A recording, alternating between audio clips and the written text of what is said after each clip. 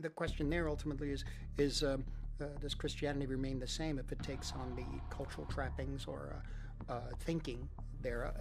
Martin Scorsese just lost someone who meant everything to him. For nearly 40 years, they shared secrets that changed cinema forever.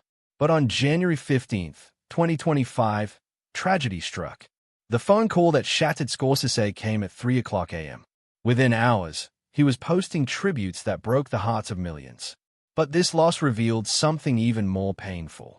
A hidden project they worked on together, a final conversation that haunts him, and a promise Scorsese can never keep. Today, we're uncovering the heartbreaking truth about what really happened. Martin Charles Scorsese was born on November 17, 1942 in the Flushing neighborhood of Queens, New York City. Though he spent most of his childhood in Manhattan's Little Italy, his early years were shaped by chronic asthma, a condition so severe that it kept him from joining the other children in sports or outdoor games. Stuck inside, he turned to movies. His parents and older brother often took him to theaters, and he developed an early obsession with films, especially Powell and Pressburger's The Tales of Hoffman from 1951. He rented that movie over and over from a local shop. Both of his parents, Catherine Kappa and Charles Scorsese, worked in New York's garment district. Charles was a clothes presser while Catherine worked as a seamstress. But what made them stand out was how they later appeared in their son's films. At first, they were ordinary working-class immigrants, but they became memorable faces on screen. During the premiere of Mean Streets at the New York Film Festival in 1973, Catherine caused a stir when she told people in the lobby, "I just want you to know we never use that word in the house." I don't know where he got it from. She was referring to the film's heavy use of profanity, which she rejected as a devout Catholic, even though it was key to the film's realism. Both she and her husband would go on to appear in Taxi Driver, Raging Bull, and the family documentary Italian-American, leaving their own small mark on cinema. Scorsese's first serious steps toward filmmaking came during his time at New York University, not when he was a child. In 1963, he directed What's a Nice Girl Like You Doing in a Place Like This, followed in 1964 by It's Not You, Murray. These shorts showed his early talent for handheld camera work and quick dynamic storytelling. He had been deeply inspired by his film history professor whose passion for cinema convinced him that filmmaking was more than a dream. With just 16mm film and limited resources, he created stories that hinted at the mastery he would later bring to classics like Taxi Driver and Goodfellas. In 1967, he made The Big Shave, a 6-minute short that shocked audiences. The film showed a man calmly shaving in a spotless white bathroom until he cut into his own skin, continuing until the scene was filled with blood. It was a disturbing but powerful metaphor for America's involvement in the Vietnam War. The soundtrack was Bunny Berrigan's I Can't Get Started, and it was filmed on donated AGA color film at NYU. Though only 6 minutes long, it used music, violence, and montage to leave a lasting impact and revealed Scorsese's willingness to use bold imagery to deliver a message.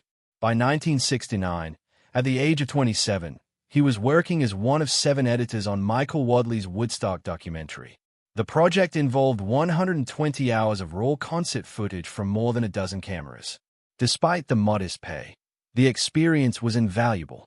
He was remembered for his intensity, even once panicking when trapped under a collapsed pup tent backstage because of his claustrophobia. The challenge of condensing the enormous footage into a story taught him techniques he would later use in Goodfellas, especially the rapid montage style that became one of his trademarks. Not long after, he met producer Roger Corman, who offered him his first studio film. Corman gave him $600,000 and only 24 days to shoot Boxcar Bertha in Arkansas. The deal came with demands. The film had to include nudity, violence, explosions, and car chases. Scorsese had to cut corners, abandoning plans to shoot in Baton Rouge and Texarkana and instead relying on Arkansas locations, including the Reeder Railroad, for train scenes. The experience taught him how to keep his vision alive even when working under strict financial and creative limits, a lesson that would prove essential later in his career. Around this time, director Brian Dielma introduced him to Robert De Niro at a Christmas dinner. De Palma had already seen De Niro's talent and believed he was perfect for Scorsese's style of storytelling. The two quickly bonded, realizing they had mutual friends from New York. That meeting led to De Niro's role in Mean Streets in 1973. It was the beginning of one of the most celebrated partnerships in film history, with the two working together on 9 films including Taxi Driver, Raging Bull, Goodfellas, and The Irishman. In 1973, while struggling financially, Scorsese discovered the Rolling Stones. He became obsessed with their raw energy, feeling it captured the spirit of the world he was living in. He began using their music in his films, starting with Jumping Jack Flash to introduce Robert De Niro's character Johnny Boy in Mean Streets. The Stones' music became a hallmark of his films, adding intensity and authenticity. Decades later, his obsession came full circle when he directed Shine a Light in 2008, a concert documentary filmed with 18 cameras and multiple Oscar-winning cinematographers. But fame and success came at a cost. By 1978, his cocaine use had spiraled into a dangerous addiction. At the Cannes Film Festival, he shocked interviewers when he suddenly declared, "No more coke." No more interviews, and arranged for a private plane to bring him more drugs from Paris. The addiction, which had started as a way to cope with self-doubt, turned him into someone angry and difficult, often throwing glasses and picking fights.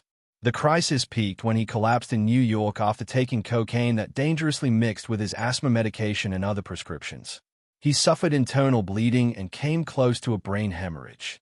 Robert De Niro visited him in the hospital, standing by him like a brother. Taxi Driver almost never made it to theaters the way Martin Scorsese wanted. The MPAA first gave the movie an X rating because of its bloody final shootout. That would have killed its box office chances. Executives at Columbia Pictures were terrified and ordered Scorsese to tone it down. For a while, the director was so consumed with anger and cocaine that he sat through the night with a gun in his hands, thinking about killing the studio executive who pushed for the cuts. In the end, he found another way. He kept all the violence, but made the blood look less bright by adding red and brown filters. This trick satisfied the censors, and every frame stayed in the film. The budget was $1.9 million, not $1.3 million as many reports once claimed. And this solution kept the movie intact to capture the decaying streets of New York. Scorsese and his cinematographer Michael Ballhaus went into the seediest corners of Times Square. They filmed among grindhouse theaters, drug dealers, and prostitutes, the same world that shaped Travis Bickle's mind. Crime in the area had tripled between 1960 and 1980. Vietnam veterans and lonely drifters haunted these streets, giving De Niro's character a frightening sense of authenticity. They even shot in the sleazy arcade where Travis meets the child prostitute Iris, making the movie feel like a dark documentary about the city itself. When Taxi Driver premiered at the 1976 Cannes Film Festival, it won the Palme d'Or, but the win came with chaos. The movie's disturbing violence divided critics, and the arguments only grew after John Hinckley Jr. tried to assassinate President Ronald Reagan in 1981. He admitted the film inspired him. The story itself had echoes of Arthur Bremer's diary. Bremer had shot George Wallace in 1972 and admitted he only wanted to kill someone famous, not for politics. The similarities between his diary and Travis Bickle's story made the controversy impossible to ignore. The casting of 12-year-old Jodie Foster as Iris brought even more problems. She had to go through psychiatric tests before filming. A social worker stayed on set every day. Her oldest sister Connie, who was 20, stood in for her body double in the most sensitive scenes. Foster was already more experienced than both Scorsese and De Niro, having acted since she was 3. She was paid $35,000, the same amount as De Niro, while Scorsese earned $65,000. The experience was difficult, with Scorsese and De Niro admitting they were nervous about directing her in such dark scenes. Still, her performance earned an Oscar nomination and stunned critics. Right after the success of Taxi Driver, Scorsese stumbled badly. His next movie, New York, New York, released in 1977, cost $14 million and only made $16.4 million. The sets were huge and expensive, including the neon club built with red lights and flashing tunnels. The film was originally 163 minutes, but was cut to 136 by the studio, and it flopped. MGM canceled his 3-picture deal, and Scorsese was suddenly considered unbankable in Hollywood. By 1978, his personal life collapsed. Addicted to cocaine, he nearly died from internal bleeding. Robert De Niro found him in the hospital, convinced his career was over. De Niro gave him a choice. Do you want to live or die? If you want to live, let's make this picture. That picture was Raging Bull. Scorsese admitted later that without De Niro's push, he might not have survived. Preparing for Raging Bull, Scorsese trained with Jake LaMotte himself for 6 weeks. Even though he had suffered from asthma all his life and never liked sports, LaMotte claimed he boxed over 1,000 rounds with De Niro during training. And Scorsese often joined in. At real boxing matches, Scorsese studied the details, the blood-soaked sponges, the ropes dripping with red that shaped the film's raw style. To make the fights different from other boxing films of the time, like Rocky and The Main Event, he shot Raging Bull in black and white. The slow motion, tracking shots, and shifting ring sizes made the viewer feel disoriented as if they were inside the ring. These choices later changed the way fight scenes were filmed in Hollywood. Despite its acclaim, Raging Bull lost the Best Director Oscar in 1981 to Robert Redford for Ordinary People. Scorsese had 8 nominations, but only 2 wins for the film, with De Niro taking Best Actor and Thelma Schoonmaker winning for editing. Many thought he had been robbed. It began a long Oscar drought that lasted until 2007 when he finally won for The Departed. Still, from that moment on, every film carried the words, "A Martin Scorsese picture," a sign of his growing reputation as a master. Scorsese's troubles weren't over. In 1983, just as Paramount was ready to start filming The Last Temptation of Christ, Christian groups bombarded the studio with more than 500 protest letters a day. On Thanksgiving, the project was canceled. Scorsese called movies and religion his whole life, and the loss crushed him. 3 years later, Universal picked it up, but only if he agreed to make a commercial hit afterward, which became Cape Fear. With a budget cut in half, he shot the film in 58 days. When The Last Temptation of Christ came out in 1988, violence erupted. In Paris, a Catholic group set off a bomb during a screening, injuring 13 people and burning 4 severely. The theater closed for 3 years. Other cinemas were hit with tear gas and stink bombs. In Strasbourg, screening stopped when the Pope visited. Scorsese faced death threats and needed bodyguards. Evangelist Bill Bright even offered to buy the film just to destroy it. Major theater chains refused to show it. Filming had already taken a toll. In the Moroccan desert, Scorsese fasted while directing, trying to match Jesus' 40-day trial. Under the heat and stress, he collapsed on set. William Dafoe, playing Jesus, could only stay on the cross for a few minutes at a time, needing 60 setups over 3 days. Scorsese used natural light and simple locations, ordering extras to roll in dirt for realism. The stripped-down style matched the raw spirit of the story. Years later, with Kundun, he faced even more backlash. The 14th Dalai Lama gave Scorsese a personal blessing letter, but the Chinese government immediately condemned the project. They warned Disney, which was producing the film, to stop. Beijing declared the movie an attack on China's affairs. Scorsese filmed in Morocco with non-professional actors, including a relative of the Dalai Lama. When Disney refused to back down, China banned Scorsese permanently. By 1998, Disney CEO Michael Eisner traveled to China and personally apologized, calling the film a stupid mistake and saying, "The bad news is that the film was made. The good news is that nobody watched it."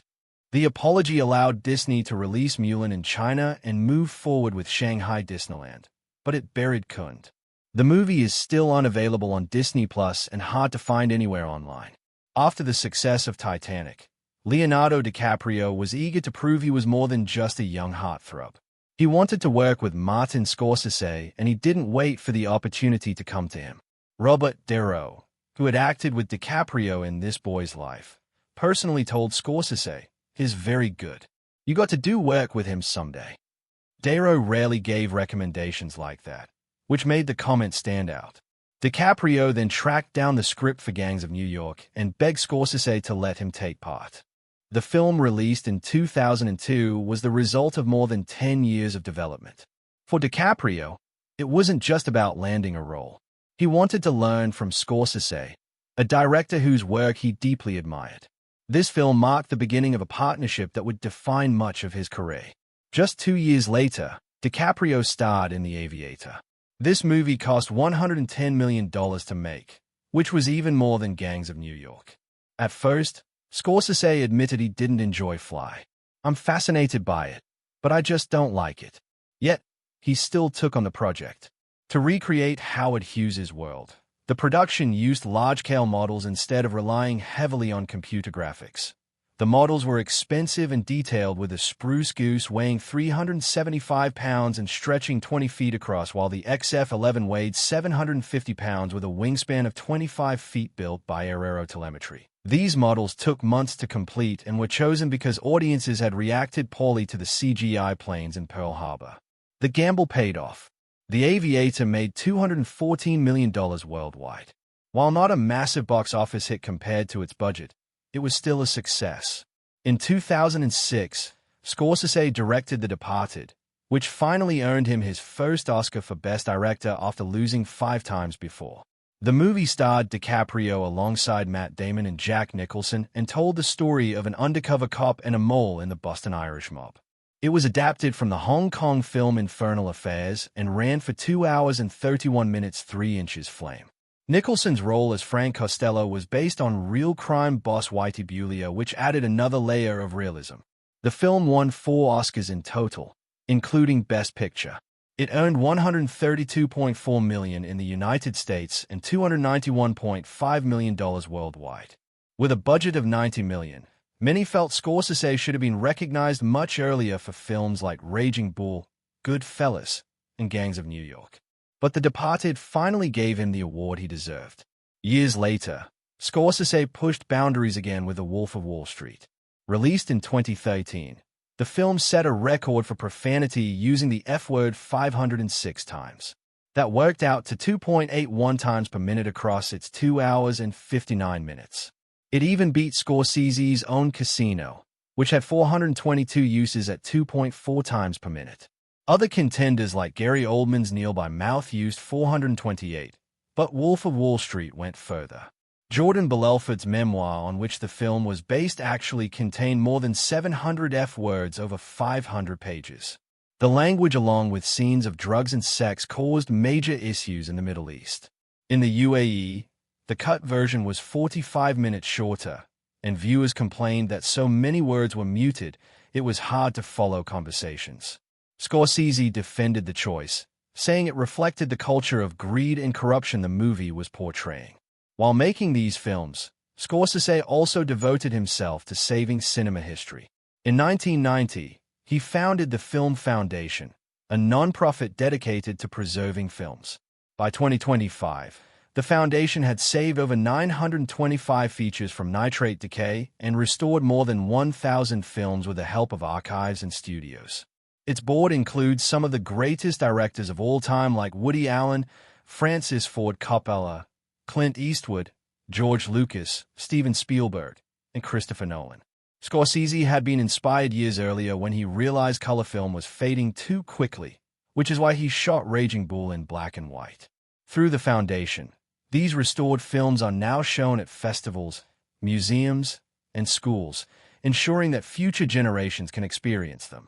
Scorsese's love for authenticity also shaped The Aviator in other ways.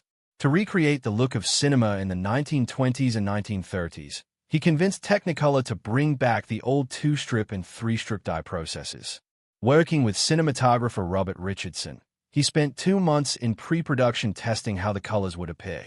Production designer Dante Ferretti even had to adjust his sets and palettes so they would look right when enhanced by the Technicolor effect. This was Scorsese's first time working with digital color processing, showing how he was willing to use modern tools to bring the past alive. Scorsese's passion for world cinema led him to create the World Cinema Project in 2007, extending his foundation's mission to countries with few preservation resources. By 2025, the project had restored 51 films from 29 nations. One of the most remarkable was Tu Kibuki, a 1973 Senegalese film that almost vanished after its only surviving print was badly damaged by termites. With support from luxury brands like Armani, Cartier, Qatar Airways, and the Qatar Museum Authority, the film was digitally repaired and released. Scorsese personally introduced the Criterion version in 2013, praising its daring style and importance in African storytelling. Martin Scorsese has been married 5 times, and today he shares his life with Helen Morris, whom he married on July 22, 1999. They first met in 1995 when Morris was working as a book editor at Random House, helping with filmmaker Michael Powell's memoir. Before their romance began, she even worked on a project close to Scorsese's heart, his mother's cookbook titled Italian American, the Scorsese family cookbook published in 1996. Their relationship grew quickly that same year when Morris visited him in Morocco during the filming of Kundun, his movie about the Dalai Lama. What was meant to be a short trip of just 1 week stretched until Thanksgiving. Morris later explained why it worked so well, saying they simply got along and never fought. She described herself as calm while Scorsese was not. Helen Morris was born in 1947 into a well-connected New York family with a literary background. Descended from the famous novelist Edith Wharton, she had been married before and had not planned to remarry until she met Scorsese. Her life took a difficult turn when she was diagnosed with Parkinson's disease in 1990. Scorsese has often spoken about her resilience, saying he had never seen such strength and positivity in the face of such a hard illness. Together, they had a daughter, Francesca, who has become something of a star on TikTok. She started creating short videos with her famous father, convincing him to join her, even though he knew nothing about the platform at first. Scorsese admitted he was reluctant, but she asked him to try it for just a minute, and before long, their videos spread around the world. Many of them show Francesca teaching her father Gen Z slang or doing makeup tutorials while he reacts in his own way. Scorsese has even joined in on the fun by saying phrases like "that slaps" and "I'm so woke," which Francesca finds hilarious and sweet. Although he sometimes turns down her ideas when they feel like they're going too far, their father-daughter chemistry has made them very popular. In early 2024, they even appeared together in a Squarespace commercial during the Super Bowl, where Francesca guided him through making a website. The pair has become beloved online, showing how different generations can connect in funny and heartwarming ways. Away from the spotlight of TikTok, Scorsese has always had a deep passion for music. While stories about him owning 35,000 vinyl records and upsetting his neighbors aren't verified, what is true is that music has been at the core of his creative process. He spends countless hours in editing rooms making sure every song fits perfectly with the mood of a scene. For Scorsese, music is not just background noise. It guides the rhythm of his films and helps shape the emotions of his stories. Many in Hollywood consider his ability to marry sound and visuals one of his greatest gifts. Scorsese's career has also been marked by fascinating friendships. He first met David Lynch in 1986 at the Telluride Film Festival where Lynch's Blue Velvet premiered. The setting was intimate, high in the Colorado mountains, and it gave them a chance to discover the similarities in their backgrounds. Both grew up haunted by strict religious upbringings. Scorsese in Little Italy with Catholic guilt. Lynch in the Midwest before finding peace through transcendental meditation. That meeting was the start of a bond between two filmmakers who both understood how to put nightmares on screen. 4 years later, while working on Goodfellas, Scorsese asked Lynch for creative input on the film's hallucinatory scenes. Lynch suggested a slow-motion dolly shot that would feel like the camera itself was dreaming. That advice helped shape some of the film's most unforgettable sequences, including the paranoid helicopter chase and the intense restaurant scene. Their conversations about dreams and altered states stayed with Scorsese, influencing later films such as Shutter Island, where critics noticed Lynch's stylistic fingerprints. Their partnership continued into 2015 when the two co-curated an exhibition at the Museum of Modern Art in New York titled Surreal Soundscapes, Cinema and the Unconscious Mind. It ran from September 12th to December 6th and featured 47 films. Lynch focused on sound design while Scorsese highlighted the role of popular music in creating dreamlike moods. Their joint talk on October 15th attracted more than 800 attendees and later reached 2.3 million viewers online, one of the museum's most watched presentations. The two spent 6 months selecting films and debated over including works like Buñuel's Union Andalou and Cocteau's Beauty and the Beast. It was a showcase of how both men saw cinema as a way of exploring the subconscious.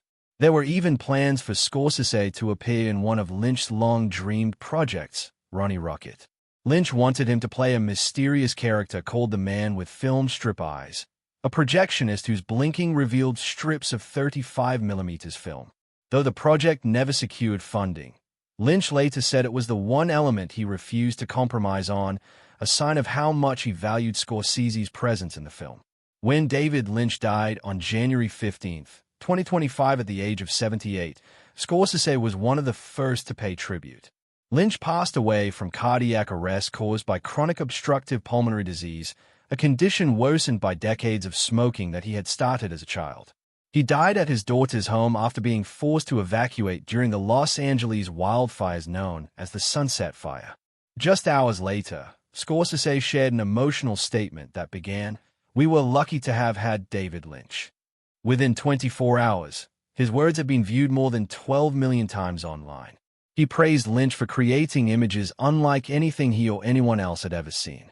Lynch was cremated and laid to rest on January 22 at Hollywood Forever Cemetery, where many cinema legends are buried. Even as he grieved for his friend, Scorsese showed no signs of slowing down. In late 2021, Apple Studios announced that he would direct a biopic about the Grateful Dead, starring Jonah Hill as Jerry Garcia. It would mark their first time working together again since The Wolf of Wall Street in 2013. The film plans to trace the band's rise from San Francisco in the 1960s to worldwide fame, revisiting Scorsese's earlier connection to the band when he produced the 2017 documentary Long Strange Trip. Though delays have come from Hill's personal controversies and Scorsese's busy schedule, the project remains a priority. Now nearly 82 years old, Scorsese has made it clear he has no plans to retire. At a press conference in October 2024 at Turin's Museum of Cinema, he dismissed rumors that his upcoming films had been postponed because he was stepping away. He explained that he still had stories to tell and hoped God would give him the strength to make them. Among his upcoming projects is The Life of Jesus based on the novel by Shusaku Endo, which he intends to set in modern New York. Expected to run about 80 minutes, it may become one of his shortest films. He is also working on a Frank Sinatra biopic, though its future depends on approval from the singer's estate. In addition, he is producing a documentary about marine archaeology that focuses on an ancient shipwreck near Sicily.